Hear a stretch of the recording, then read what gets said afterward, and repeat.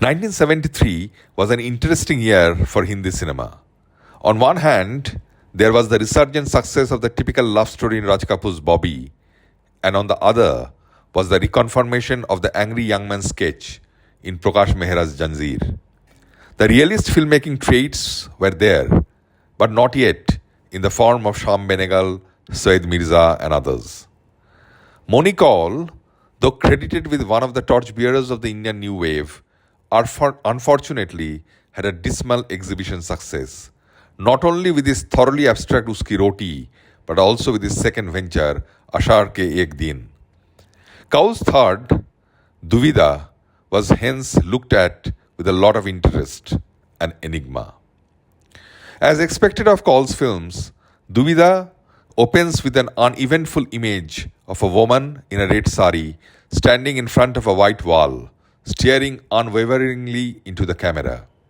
Somehow, one may remember the opening of Satyajit Ray's Devi with the Durga idol similarly resolutely focused upon.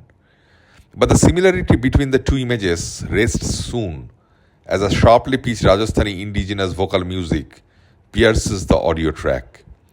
The film commences based on a Rajasthani folk tale about love between a young bride and a ghost, a love that transcends time and explores unknown spaces. Kaul's mastery over the edit technique is perpetuated with an interplay of static stills and freeze frames. This capturing time within a flow and freezing the flow to a moment that illustrates the film's laconic title as well, Duvidha, meaning indecision, to be or not to be. The playfulness of the title, however, emanates significantly from the folklore itself. The heroine's choice or lack of in choosing a partner, the estranged husband or the ghost in the shape of her husband reflects the dilemma in choosing the spiritual and the physical. In addition, referred to as bhoot, meaning past, as well as ghost, the film converses with the past and the present interchangeably. Moni Kaul's cinema is identified by an impassive acting style, where the actors recite their lines with languorous indolence. Duvidha is no exception to that, although dialogues are rare and far. There are close-ups of the protagonists, not always looking at the camera or at any other object, and defying the traditional ideas of balancing a frame within the space in it. Shot in color, Kaul's first, several frames clearly indicate Kaul's repeating inspiration from Indian folk painting, mainly Kangra, and other miniatures that depict high contrast colors. Unlike the love paintings of the genre, most of Kaul's frames are inhabited by single characters, mostly the heroine. The film raises two interesting conjectures through its upkeep. First, the question of money over love. The second is Kaul's determined assertion of a woman's sexual freedom. Throughout the film, majority of the close-ups of the bride have her face veiled, her eyes looking down, and her head bent to a submissive acceptance. At the very end of the film, even with her domesticity, as she looks unhindered at the camera, she sort of confronts her daily existence with her guileless, conscientious past.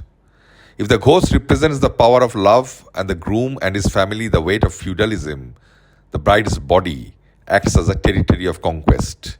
The birth of a child, the future, impregnated by the ghost, the past, is what makes the present, the bride, so ingenious and forthright, even within her clustered existence. As always, Kaul's preference of form over content is amplified in Duvidha.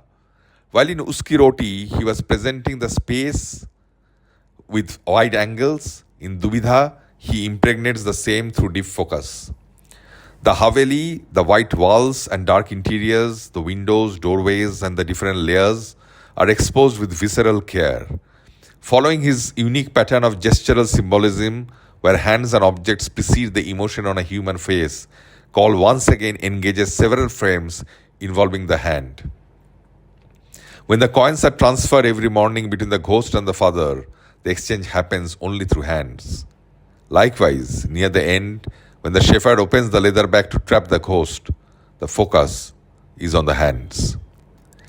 Through a constant tug of war of binary opposites between the past and the present, the freezing moments and the moving stillness, the allegorical and the real, the feudal and the liberal, Kaul successfully sways the film in an exquisite stupor of Duvidha.